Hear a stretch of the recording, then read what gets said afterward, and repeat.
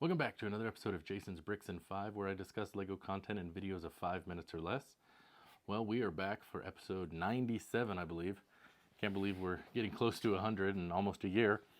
But today I'm going to go ahead and reveal my revised grocery store. Now, I did a mock last November. I did the video, I think it was episode 25, and I had put that grocery store in my city because what I said at the time is if I had a city that I moved to and there was no grocery store, I wouldn't want to live there. I built the grocery store, but there were a few things that kind of bugged me about it. Mainly the space. Because I wanted to keep it to one base plate, it really limited the interior of the building. And I wanted to try to increase that space. And at the time I had said, you know, it's not very practical to have a two-story grocery store. However, in big cities, for example, New York, I've been to a Target there that they had, you know, shopping on the first floor, and then in the basement they had the grocery store. So it does happen, especially in big cities. And so I went ahead and decided, you know what, I'm going to go ahead and do it because I want to add that space. I want to change the floor layout of the grocery store and increase the openness, make it a little bit more realistic, I guess. So I went ahead and made a second story. Now, I did debate how am I going to have people get up there. I could do an elevator, an escalator. I had some issues, you know, with an elevator. It would have taken up a lot of space, and then the functionality would have been a problem. Ultimately, I did just go with a set of stairs, and I know that that's not very practical if you've got grocery carts, you know, pushing around in the store. But I figured I'm going to give them hand baskets for the upstairs, I guess. So, you know, I had gotten some of those, and that's how I've justified it to myself. But I'm happy with how it turned out. A couple of things you'll note, I've added the lamppost out front on the sidewalk, and there used to be 2 carrots on one corner and one on the other. I went ahead and added a second carrot on the other side to make it more uniform. So I do think that looks better. A lot of the facade is really going to be essentially the same other than that, with the exception, of course, of the second story. Now, I did keep it modular, and it does come apart just like before.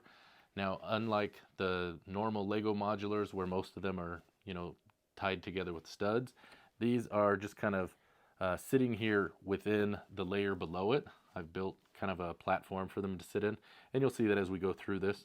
The majority of it is built from 3 copies of set 60347. It's the grocery store. I believe this one just retired last year, but I'd picked up 3 of those, and that's the majority of what was used in here. But let's go ahead and take a look, and I'll show you what's inside. Here you can see, like I said, the modular ability is still there. The upper level comes out, and you'll notice that I did keep this part open, and I did keep the window pieces on the top because I like how that gives the option to look in, as well as, you know, a lot of stores now have sunlights to reduce electric costs. So in addition to being able to look in, there's also some authenticity to it, I think, as well. So let's take a look and see. So the first thing you'll notice is that the entrance and exits have remained unchanged. But once you enter, that's when you'll immediately start to notice big changes with the more open layout. Along the wall next to the entrance, you'll find the same refrigerated sections as we had before. Here you can see that the produce section has been reconfigured to allow for a butcher station to be added in that level. The butcher offers fresh sausages, steaks, and the finest seafood.